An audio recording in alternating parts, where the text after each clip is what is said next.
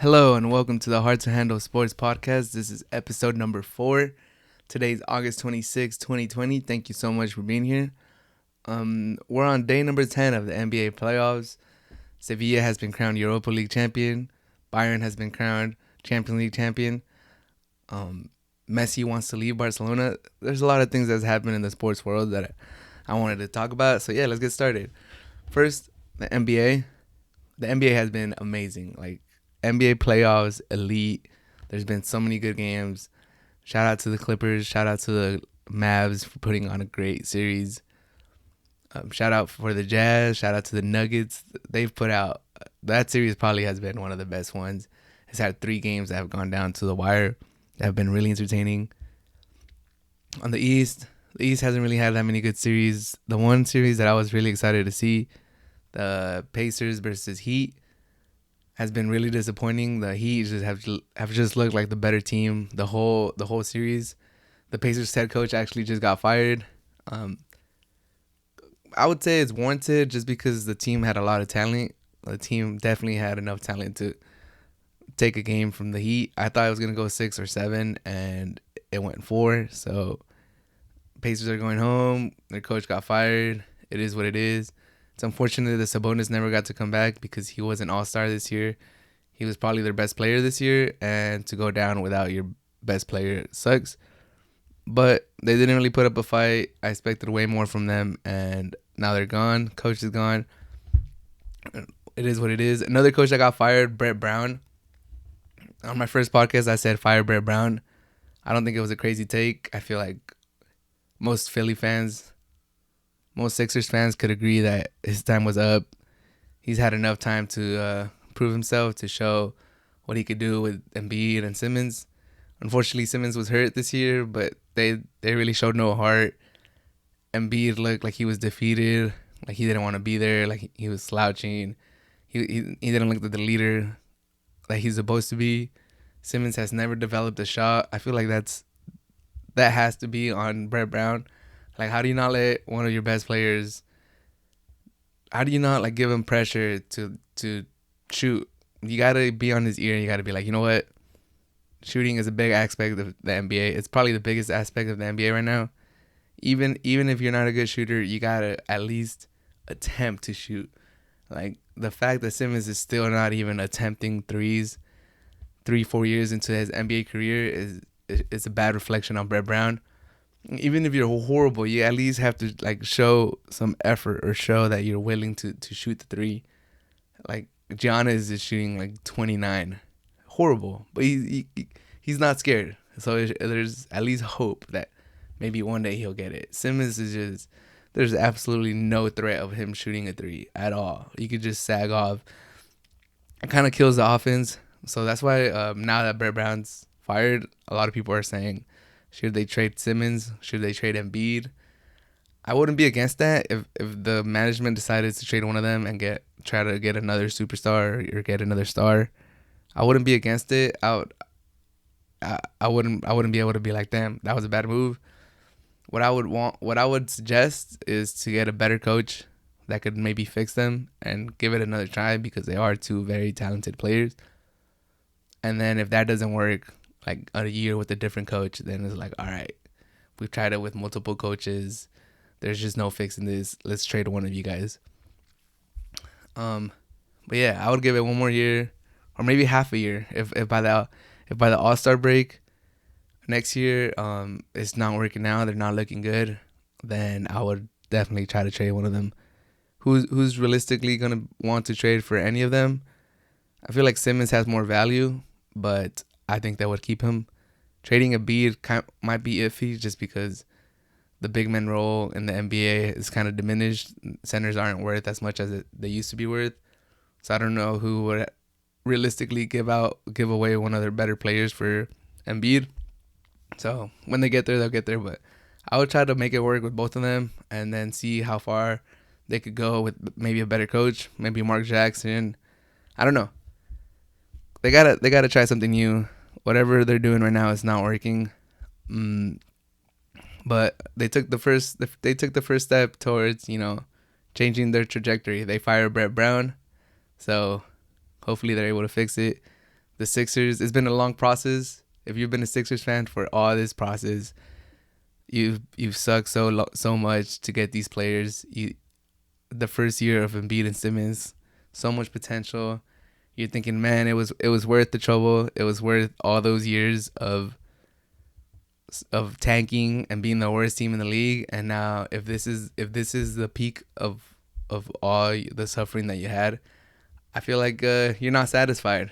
It's not worth it right now, in my opinion. If you're a Sixers fan, like, to suffer for all those many years of being the laughing stock of the NBA and just winning 12, 15, 17 games a season, and now this is it. Second round is the furthest that you go. It'll leave a sour taste in my mouth for sure.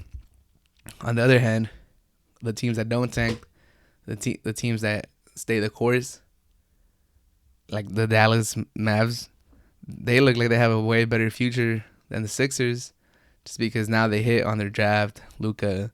They hit on the trade for Kristaps. They stole Kristaps from the Knicks. The Knicks are incompetent. I'm kind of glad they got the 8th pick in the draft. It sucks to be a Knicks fan, but they kind of deserve it. Dolan needs to sell that team. That team is cursed. If you're a Knicks fans, I feel for you. It's ugly, but I mean, it's rough. It's rough for the Knicks. But I want to talk about the Mavs. The Mavs, they never really tanked. They tried to be a good team for a while, and then they couldn't. They had to, get rid of their pieces, and now they got lucky in their draft for Luka. Lucky that the Hawks were willing to trade him for Trey Young. Trey Young's a good player, but Luka's elite. And then they fleeced the Knicks for Kristaps. The only worry you have is Kristaps' knees. He has missed the last 2 games against the Clippers in the playoffs, so it's worrying seeing that he's still battling those injuries with his knees. But if he's able to be healthy, they have one of the best duos in the NBA, and they could go deep many, many years into the playoffs. They'll be in the playoffs all the time with those two, and they could be championship contenders if they get like maybe 1 or 2 more pieces. But I want to sing Luka's praises. He is elite, man. I've said in one of the previous podcasts that I have him as the MVP for next year, and I don't think that was too crazy. Some people were like, it's too soon. But he has been playing just lights out. The way he's been putting that team on his back to twist his ankle on game 2 to come back and win game 3. Or he twisted it on game 3. He came back on game 4, tied the series up, and then yesterday they played game 5, and you could tell that he was hobbled, and Kristaps was out again, and the Clippers came out hungry. To give him credit, Paul George came back and showed everyone why he's a max type player. He's an all-star, but it doesn't take away from what Luka's done. Luka has been amazing. I feel like Luka's the future of the NBA. He's more marketable than Gian is. His game is prettier. It's funner to watch. So like when LeBron finally decides to hang it up, I feel like Luka's gonna be the next star, the next face of the NBA. And that game on Sunday, that was one of the best games I've ever seen. Seeing Luka go toe to toe with the Clippers, who are probably the deepest team in the NBA. Then they just have top end talent all around. To see him do that to the Clippers was just ridiculous. I still can't wrap my head around it. It's one of those games that you will always remember, and it got me thinking, like, is basketball the most entertaining sport in the world? Because that Sunday, Champions League final happened. It was Bayern versus PSG. Good game, entertaining. I had fun. Watched it with my roommate. Had a good time watching it. Bayern won. Talk about that later, but it was a great game. It was fun. I was texting other homies that like soccer. I just thoroughly enjoyed it. Nothing wrong with the final. It was fun.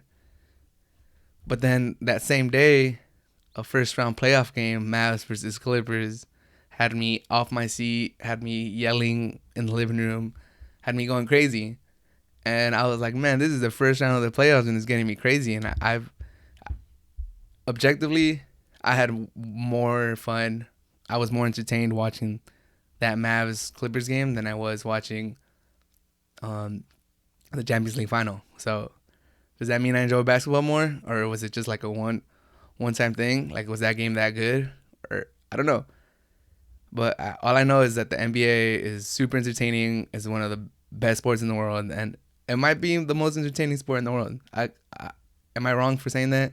I know it's objective, but that game was elite, and I had so much fun watching it that it had me thinking like, damn, I just watched the Champions League final, and it did not compete with the first round of the NBA. So I love soccer. Don't get me wrong, soccer is elite. I love soccer. I could watch soccer for days, but it had me thinking like, is basketball the most entertaining sport in the world? So what do you guys think? Comment down below. What's the most entertaining sport in the world? Email me. I don't know. I want to start a discussion. What is the most entertaining sport in the world? Is it football? Football has some elite moments too, but I was watching that game, Mavs versus Clippers, and I was like, sheesh, basketball might be the most entertaining sport in the world. Like, it has its peaks. Its peaks are higher than maybe any other sports peaks. Is it the most consistent? I don't know, because I've been watching the excuse me. I've been watching the Bucks versus Magic game series, and that one hasn't been entertaining at all. I could fall asleep on that one after the Bucks woke up, and now it hasn't really been a series. But yeah, man, Luka's elite. He's gonna be the face of the NBA. He's 21 years old and he's doing amazing things. But God, is NBA the most entertaining? That's the question for today. As far as Game 6 goes, hopefully Kristaps is able to play and we're able to see a good closeout game if the Clippers do close it out. And if that game goes 7, then we're so lucky to have another game. But yeah, hopefully Kristaps' knee is fine. Swelling, I think they said, or is sore. He's a 7-footer, so it makes sense. But man, I just want him to be on the court. I know they show footage of him during the game, and he's you could tell he's frustrated. So it just I'm frustrated as a fan of the sport that we don't get to see, they're the Mavs' second best player on the court. But Kawhi is a monster. I also wanted to say that he's the first few games he put the Clippers on his back. It was beautiful to see. PG finally turned it around yesterday. He had struggled in the first 3-4 games, but he finally scored 35 points, I believe, yesterday. He looked good. After the game, he said that he was struggling with like mental illness, or like the bubble was getting the best of him, and he kind of checked out, and now he's feeling better. So hopefully he keeps feeling better, and even the Clips make a deep run, because the one series I want to see is the Lakers versus the Clippers. I don't care what happens. I want to see that series. Like, I've been waiting the whole year. I know a lot of people have been waiting a whole year. I know Clipper fans. I know Laker fans. Everybody wants to see that. That's everybody. I mean, it would be cool. As a Laker fan, it would be cool to see the Clippers get upset. But no. I want them for the Lakers. And as an NBA fan, I want to see that series. I feel like that could be one of the best series of all time, just because of the season, how the season has gone, like the storylines leading up to it, 2 teams in LA. I want to see that. And I hope it happens. If we were to talk about the Lakers real quick, just like I predicted, it looks like they're gonna close it in five games. It might go 6, but Lillard's out. I think McCollum might be out too with his back. It looks like it's done. Even if they would have played it, it would have probably been done in 5. Blazers, I want to congratulate the Blazers on a good season. And there's nothing to hang your head down about. Played great in the bubble. Lillard's a monster. McCollum's pretty good. He should be an all-star. I don't think he's ever been, but he's all-star talent. There's nothing wrong with this season for the Blazers. They just, they got matched up against the number 1 seed Lakers, and the Lakers have a very good team. They have LeBron and AD. There's no shame to losing to LeBron and AD. But yeah, there's a lot of people that had the Blazers beating the Lakers. I never saw it. Their defense is horrible, and it has shown in the the last 3 games. I think the last game the Lakers started on a 15-0 run, and you can just tell the Blazers don't close out well on 3-point shooters. They look lackadaisical on defense. They look kind of like they're not there. They're elite on offense, but they're really bad on defense. And the Lakers are pretty good on offense, and they're elite on defense. So it was just a bad matchup for the Blazers.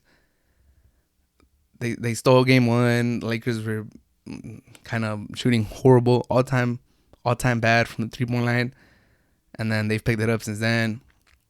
And then LeBron picked it up too.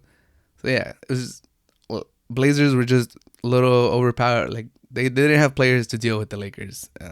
They were undermanned. Good season. I don't know. I feel like they might have to get a different coach.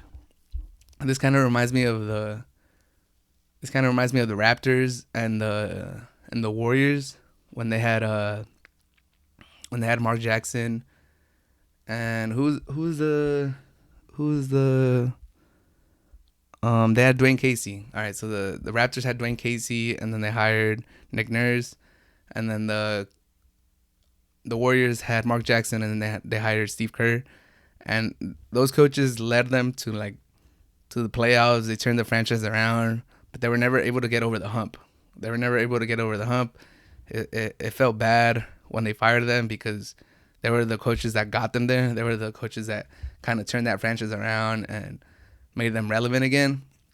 So it was like, I know like there was a lot of people that were upset when Mark Jackson got cut or got fired.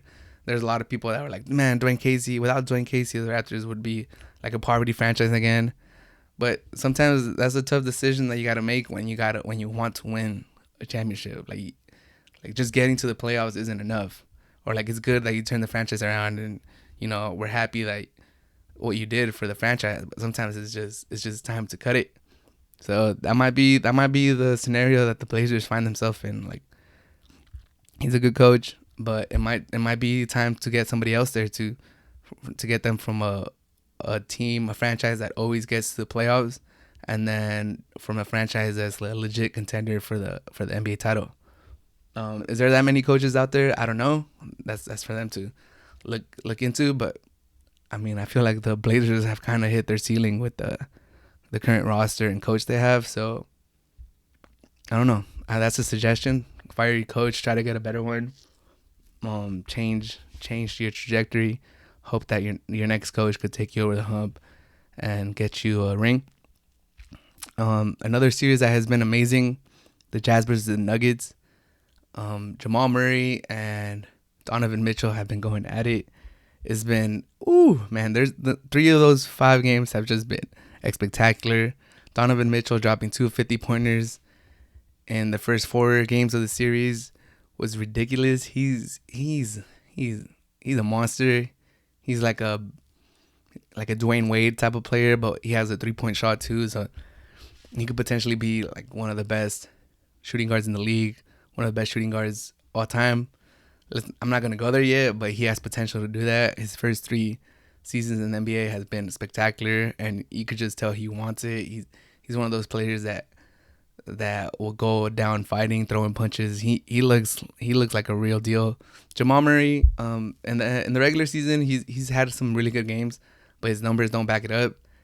And then in the playoffs, he's been just going off. The last 2 games, he has 92 points, 19 rebounds, 15 assists, and 0 turnovers, which is just ridiculous. 91 points, 19 rebounds, 15 assists with 0 turnovers. And he's shooting 61 from the field, 57 from 3, and 100% from the line. Those numbers are ridiculous. This series has been amazing. It's been super entertaining to watch. 2 of the young NBA guards going at it. And, you know, as far as I know, no one really thought much of this series going into it. A lot of people thought the Nuggets were just going to maybe win in 6, win in 7. They look like the better team. They look like the deeper team. But Mitchell has willed the Jazz. Clarkson has been playing great. He's instant points from the bench. Conley, who had not looked that great the whole season, is finally playing good. It looks like he's earning that huge contract that he has. Jazz look dangerous. Gobert looks pretty good on the defense. It's gonna be a great series. I'm glad. The Nuggets were able to win yesterday and force a game 6. I'm kind of hoping they win game 6 and force a game 7, just because I need more of this. This is a great series. Jamal Murray versus Donovan Mitchell. It's been great to see, and I wouldn't mind seeing 2 more. It's just like the Mavs and the Clips. I would not mind seeing 2 more games of that. It's been great TV. It's been entertaining. Yeah, so hopefully those games go 7 and we're able to enjoy 2 more games from each series. Also wanted to talk about the Rockets and the Thunder. What's going on with the Rockets? The Rockets look like they were gonna run away with the series. It was 2 at one point. They look pretty good the first 2 games. It looked like, okay, OKC doesn't have enough. Harden should be able to just get the Rockets through without Westbrook, but in the last 2 games, Shooter, my 6th man of the year, has stepped up. Gallinari has looked good. Chris Paul, you can't say enough good things about him. He's just a savant with the ball. And their other point guard, Shai Alexander, he's looked great too. And the series is tied 2-2. So it's anybody's series right now. Harden has kind of struggled since they put Dort on him. Dort came out of nowhere. He's a guard that could defend really, really good. He's not the best on offense. He's kind of like a black hole. He can't really shoot. But Harden has struggled when they put Dort on him. I would say that the Rockets are kind of in trouble. The Rockets' offense is like a little too predictable. It's always Harden kicking it out to shooters or just creating on his own.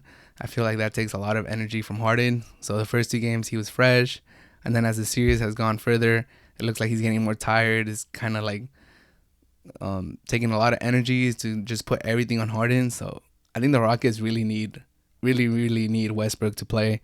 They played today. They're saying Westbrook is gonna give it a try for Game 5, but I don't think he's gonna play. I think he's gonna come back Game 6, but they need him. They need him because if they lose to OKC after trading Chris Paul to get Russell Westbrook, that would look bad on the franchise. Matt on my last podcast said that the Rockets are gonna blow it up. Once they lose this playoffs, they're gonna be looking to trade Harden. And at the time, it didn't really resonate with me, but now, because I was like, okay, they'll probably beat OKC, and then they'll give the Lakers a run in the second round. And if they're competitive in the second round against the Lakers, I don't see them blowing up the Rockets. If they were to lose to OKC in the first round, whoo, my friend Matt might be right. They might have to blow it up. So if Harden and Westbrook wants to stay together, they have to win the series. There's no other way. Like, it might just be a 1-year project if they lose in the first round. I don't think they will. I think they still have more firepower than OKC, especially if Westbrook comes back. And it'll be a great storyline for Westbrook to make if they lose Game 5 and Westbrook comes back Game 6 and leads them to victory in Game 6 and Game 7, facing elimination on both games. That would be great for Westbrook's legacy. It would kind of show that they won the trade. Kinda, not really, because they did the trade to go further. But they just can't lose to Chris Paul and OKC. They just can't. Like, if they lose to Chris Paul and OKC a year after trading Westbrook, it would just look horrible. And my friend might be right. They might have to blow it up. That might be the last straw. They might fire D'Antoni, and then they'll just restart. They'll just start something new. So that's a good series to keep an eye on. There's a lot of ramifications that could come out of that. But yeah, NBA has been great. I love the NBA. I could talk about a whole lot of other things. This is just Trey Burke out of Michigan. Shout out to him. Wanted to give him a little shout out. He's been balling out for the Mavs. It's always nice seeing players that have a big name. Well, it's not nice to see them fail, but there's players that are really good in college, and they have high expectations going into the NBA, and then for some reason or another they don't fulfill that potential, or they have a hard time in the NBA. And it's always nice to see them, just keep at it, and then they finally get like their shiny moment. So shout out to Trey Burke. I know he was a beast in Michigan, and he had a rough road in the NBA his first couple years. Bounced around a bunch of teams, got traded from the Knicks to the Mavs, got cut by the Mavs. They needed some guards before the playoffs, so they picked him up again, and now he's showing out. So hopefully he's able to use this as a catapult, and maybe he could finally find himself a nice lower role in a team. If it's not the Mavs, somewhere else. But I think he's shown enough in the playoffs where he'll get a chance with the team, with the Mavs or somewhere else. But yeah, the NBA, I'm looking forward to the second round. Lakers should be the favorites against whoever comes out of the Rockets and OKC game or series. Lakers have been dominant. Whichever team comes out, it'll probably go 6. Lakers. Mavs versus Clippers. I wanted to go 7 just because it's been really entertaining. But if Kristaps is out or Luka is still hobbling on that ankle, Clippers will probably just end it in 6. And there's no shame in the Mavs going out in 6 games. It's been a fun series. Their future looks bright with Luka and Kristaps. And the Clippers should have been worried a little bit the first 4 games. Now that PG looks like he turned the corner, Kawhi is the monster that we all know he is. And Montrezl Harrell has been pretty good. Sorry. They should get Beverly back. It looks like the Clippers are getting into form. So if you're a Clipper fan, it's a good sign. It's a good sign. And then the Nuggets versus Jazz. I hope it goes 7. I do hope the Jazz go through. I kind of like that team a little better more than the Nuggets. That's gonna be a fun series. Clippers versus whoever wins, Jazz or Nuggets. I hope it's the Jazz. I wouldn't mind seeing either of them go through though. Clippers should win that series too. So then that would lead us to both LA teams, and that's what I want to see. In the East, Heat versus Celtics. That one's gonna be good. Guarantee it. That one's gonna be. Oh wait, no, it's Heat Bucks. That's the one. Heat Bucks. That one's gonna be great. That one, the Heat might upset the Bucks. That would be crazy. And then the other one is gonna be, who's the other matchup? It would be Raptors versus Celtics. That one's gonna be good too. I'm glad the East is finally getting over the first round, because the first round was just not that great. But the second round should be amazing watch, which will give us good series on both sides. Actually, the second round might be better on the East. If I had to predict, I would say that the East round, the second round of the playoffs, is gonna be better on the East side. That's my prediction. But who knows? We'll see. But yeah, that's all. That's all I really wanted to talk about NBA today. I also wanted to touch on a little bit on the Europa League and Champions League. I want to give a shout out to Sevilla, Kings of Europe again, or semi-Kings of Europe, Europa League champions, whatever you want to call them. Shout out to Sevilla. They look really good. It was a really good game, actually, back and forth. 3-2 was the final score. Sevilla edged out Inter. Sucks for Inter. I expected more from that team in Serie A and in Europa League. I feel like they have the more expensive team. They have bigger names, so just because of that, they should have more expectations. Even though Sevilla has won this competition, was 5 for 5 coming in, but it was a good game. I enjoyed it. I'm happy for Lopetegui. He's the Sevilla head coach. He was the head coach for Real Madrid for a little bit. Didn't have the best time at Real Madrid. He actually hasn't had the best time in a lot of places he's coached at. I think he coached at Porto, and he had like one of the biggest dry spells in Porto's recent years. He didn't win nothing with them. And then he somehow found himself as a coach for Spain. Didn't win nothing with Spain. And then he had like a rocky exit from Spain when he became the the Real Madrid head coach, and then didn't do nothing with Madrid either. But he looks like he's a good guy, and he has some decent coaching tactics. And now he finally got a trophy. So you could just tell after the game when he was celebrating with his players that he was, I think he went down to his knees and he was like really happy. He might have started crying. It was nice to see. Happy for Lopetegui. It's always nice seeing a coach get their first trophy, get that monkey off their back. Because, winning a championship, that's what everybody plays for. That's why you're there. That's why you're a coach. That's why you're a player, to win championships, to feel that glory. So it was nice to see them. It was nice to see Sevilla get that championship. Shout out to La Liga for getting another European tournament. Do want to say, I don't know how Inter goes from here. They've invested a lot of money in the recent years. They've had maybe a little bit of uptick in their success. Maybe they're a little bit higher up in the tables now in Serie A. They got to a final in Europa. But is that enough? Definitely not. Should they invest more money?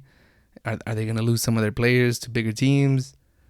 Lukaku, one of their biggest signings, he had a really good year, put up some numbers, but in the final, when it matters, the game was tied 2-2. He had a breakaway 1-on-1 with the keeper, misses it. Like, you need your big players to show up. So I don't think they have big names. I don't think those big names are enough. Lukaku, he's a good striker. He can't be like your main. He can't be the best offensive threat you have, and think that you're gonna compete in Europe or in Serie A. He's a good piece. Don't get me wrong. He's a good striker, but he can't be your best offensive threat. Alexis Sanchez, I think he's washed. I think he's done. I think he should go to the MLS just because he could probably succeed in a mid-table team. But when you've been an elite player like that, it's kind of hard for you to go to a mid-level team with the wages you carry. I think he's done. I don't think he could succeed in Europe in a big club anymore. I don't think he could be an important piece on the squad. It looks like his legs are kind of done. He's on his last thread. Kind of reminds me of Nani. He's looking great in MLS because MLS has no defense. So I think Alexis Sanchez is a year or two away from going to the MLS. And maybe he should do it this offseason. I don't think he will. But yeah, I think he's done. I think Alexis Sanchez is not a top team player anymore. That's just my opinion. But yeah, shout out to Sevilla. They're 6-6 in Europa League finals. It was a great game. It was entertaining. Unfortunate that my Wolves couldn't make it to the final. I feel like if they had been playing their football that they had shown like mid season, they could have beaten these teams. They look good. They didn't look like crazy good where the Wolves wouldn't have beaten them. That's just me being a Wolves fan. But shout out to Sevilla. Good season. This is your tournament. You're gonna be in Champions League next year, but Europa League is Sevilla's tournament. There's no one better in Europa than Sevilla. We should have seen that coming. We should have expected them to win, and they did. I want to talk about Champions League. Bayern looked like the better team. PSG had a couple, maybe more than 2 or 3. They had 3 or 4 chances where they could have scored, and they missed those chances. I remember one was Mbappe in the second half. I think they stole the ball. They passed it back to him, and he's like maybe a little bit to the right, center right of the box, but he has a wide open goal, and he shoots it right at Neuer. That's your chance. You're a big player. You gotta make those chances. You just gotta score. There's no other way around it. Mbappe should have scored that goal. And then there's another breakaway where Mbappe is running on the left flank. It looks like they got numbers. They're at least matched up evenly. It's like a 4-on-4. And there's like 2 players making a curling run on the PSG to the right. It looks like Mbappe has a decent gap where he could fit the pass through, and maybe they'll be 1-on-1 against the keeper. And Neymar is making a cutting run going to the left, so he's dragging most of the defenders with him. He's pulling them. And then Mbappe, instead of finding the other 2 players that are making the runs, he forces the ball to Neymar, and then Neymar has like no angle. Like his back is to the goal, and he turns around, he tries to give a pass, and then I forgot what was the player, but he had a chance to score, and he tries to backheel it instead of turning his body and shooting. Like they had chances. They had chances. Mbappe should have played it to the right. He sometimes I feel like Mbappe and Neymar try to find each other too much. They are the two best players in that team, so it makes sense. But I feel like Mbappe had kind of tunnel vision in that scenario. He should have opened it up. I mean, there's a lot of scenarios that you could talk about, or they should have done this, they should have done that. One of the main points in the game was that Bayern had Neuer, and PSG didn't. And Navas is a great key, but man, he kept them in their game. He showed why he's a German starting keeper. He showed them why he's one of the all-time great keepers. He kind of kept them in the game. PSG could have taken a couple or a goal lead or a couple goal lead, and Neuer kept them in the game. Shout out to Neuer. He's awesome. He's getting up there in age now too, but he's still elite. He's still a great keeper, and it was fitting that Kingsley Coman scored the winning goal against PSG, his youth team, and it just kind of shows the different ways that those teams built their teams. PSG, they have that oil money, they have a rich owner, they just buy players, they don't really develop them.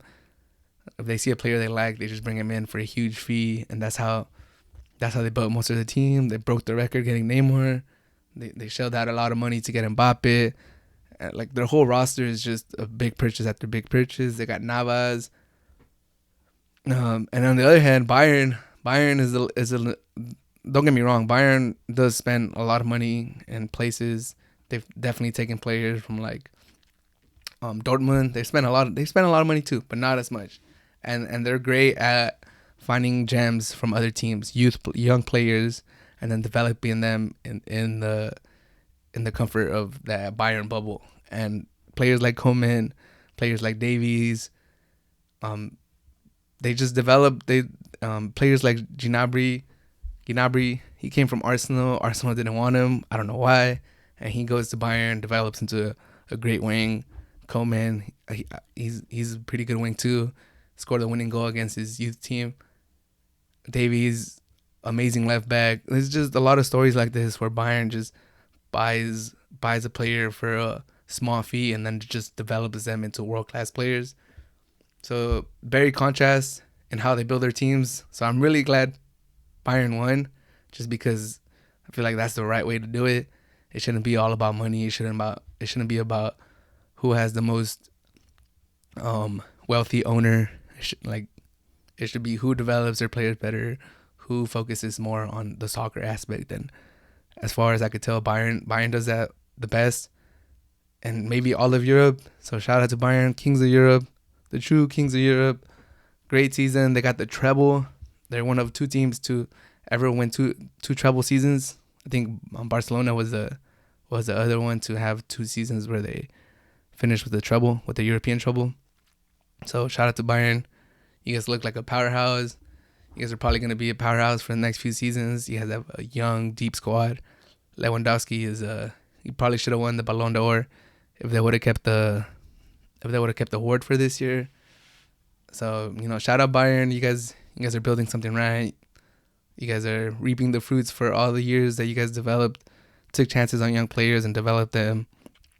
So yeah, Bayern looks great. They have a great team, great keeper, just great all around. They don't break, any transfer records most of the time. They're just a well-run team that has always been a great team in Europe, and now they're European champions again. So good for them. They should be one of the favorites again for next year. Hopefully, my team's Real Madrid. I feel like if they make some moves, they could contend too. As far as the other contenders, I want to talk about Barcelona. It looks like it's bad for them. Messi just announced yesterday that he wants to leave after being there, I think, since he was 13. He's been there forever. Now he's like 33, I believe. 20 years in the club, and to want to leave now, and probably their lowest point it looks bad for Barcelona. I don't know how they're gonna rebuild. That team looks old. They have a lot of wages tied up to a lot of players that don't merit those wages. I don't know where Barcelona goes from here.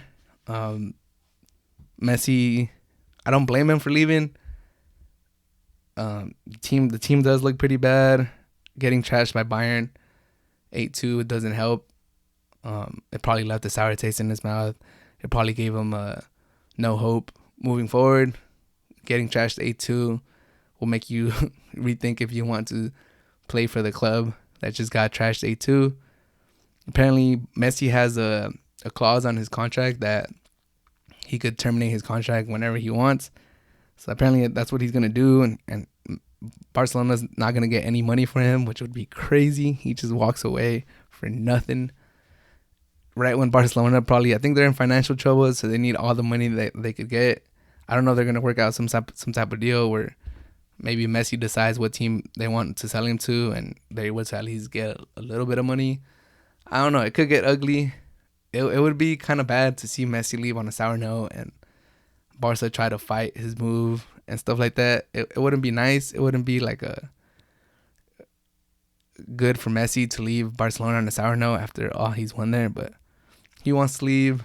He's still one of the best players in the world. Bleacher Report reported, I saw yesterday, that he wants to go to Man City, reunite with Pep Guardiola. I think that would be a good move for him. It would be a good move for Pep. I think they kind of need each other. They haven't won a Champions League, or I think Messi has won one, but Guardiola hasn't won one since Messi left. So, or since he hasn't coached Messi, he's gone to Bayern. He's gone to Bayern right after they completed their first treble, and he couldn't win one with them. And then he's gone to Man City, and he's spent over $1 billion on players. Hasn't been able to win with them. And now Messi just got trashed by Bayern 8-2, probably the lowest point in his Barcelona career. People are starting to question Pep if he's able to, win a Champions League with all the money he spent on these other teams. I think it'll be a good reunion for them. They kind of both need each other at this point in time in their careers. I would say no disrespect to Liverpool. Liverpool, worthy champions, great team. But if Messi joins Man City, they should be the favorites. And they should be kind of not too much heavy favorites, but they should be favorites by a margin. Like, you don't add Messi, still probably the top two players, maybe still the best player in the world. You don't add him to that squad and the expectations don't drastically go up. And even if Messi hadn't joined that team, Man City should have been competing for that championship regardless. If they get Messi, it should kind of be championship or bust. It should be EPL, and they should go deep into the Champions League. If not, Champions League or bust there too. I think if they get Messi, it should be championship or bust for any tournament that they realistically want to go for. If they don't want to go for the FA Cup or the other cup in England, that's on them. Not every team wants to go for it, but I know they're gonna want to go for EPL, and I know they're gonna want to win Champions League. If you get Messi, it's championship or bust. With that team, with all the capital they spent, they're probably gonna get some center backs, try to reinforce their defense. It's championship or bust for Man City if they get Messi. Just plain and simple. You can't get Messi and not be championship or bust with that team. They're like quality team. Quality players all around. Maybe not on defense, but on offense. Quality players. It should be championship or bust if they get Messi. And Messi, I feel like Messi should feel that way too. If he's going to Man City, it's not just to go reunite with Pep and have a good time and enjoy England. It should be to win championships. And I feel like the media should portray it that way too. It should be some pressure on Man City for them to finally get some European silverware, and they have to win the EPL if they get Messi. But yeah, speaking of the EPL, I just wanted to quickly touch on a show that I've been watching. Coach Lasso. It's on Apple TV. It's about this American coach that coaches like Wichita State here on the States for college American football. And then he gets hired by a fake EPL team, and then he has no experience coaching soccer, and he just, I think, I don't want to kill the plot, but basically the owner of that EPL team just got in a divorce, and now his old wife is now the owner, so she just wants to get the team relegated, so that's why she brings in an American coach to take over for the team, and it's a great show. It's a sports oriented. It's a soccer EPL show. It's based on a commercial from 2013.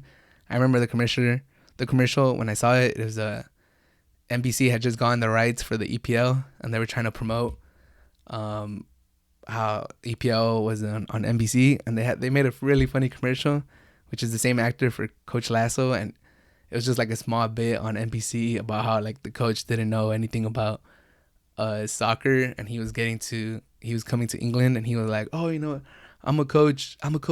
My players strong for 4 quarters. And then the reporters are like, oh, it's 2 halves. I was like, oh yeah, it's 2 halves. He's like, we're gonna play till we win or lose. And then someone tells him, or draw. He's like, oh, there's ties here too. It was a funny commercial, and now they made a whole show about it, and it's on Apple TV. If you haven't watched it, I would recommend it. It's a great show. It's very it's funny. The main character is very like uplifting. He has a great humor to him. He has a great like energy to him, and it's been fun to watch. I binged the first 4 episodes. Episode 5 comes out on Friday, and I'm pretty excited for it. If you like sports shows, I feel like any fan of the EPL or like any soccer fan in the US, it just kind of gets like how funny it would be for an American head coach that plays football and doesn't understand soccer. It'll be a fun watch. I think Apple TV hit it. I haven't really watched anything else on Apple TV, and it's never really garnered my attention. Like, I don't gotta get Apple TV, but I saw the commercials for Coach Lasso, and I remember the commercial that I saw way back when. And I was like, oh, this looks fun. This looks interesting. And so far, 4 episodes in, it's been good. So if you guys, a little recommendation, if you guys need something to watch, sports oriented, you like EPL, you like comedy, I would recommend Coach Lasso. It's a good show. It's funny. It's light. It's easy to watch. It's not sour. It kind of makes you're happy when you watch it. It's funny. It's a good show. Would honestly recommend. Shout out for Apple TV for putting out a good show. And yeah, that's pretty much it for episode number 4 of the Hard to Handle Sports podcast. Thank you for watching. Thank you for listening. If you've made it this far, I do still want to know what is the most entertaining sport. Is it basketball? Is it soccer? Is it football? Is it tennis? Is it golf? UFC? I know there's a lot of UFC fans out there that love UFC, swear by it. Is it boxing? I know De La Hoya wants to come back. That'll be fun. So yeah, let me know what's the most entertaining sport out there. Hope you guys have a great day wherever you guys are at, listening to this. Night, day, night, afternoon. Have a great day. Thank you for listening. This has been episode 4 of the Hard to Handle Sports podcast.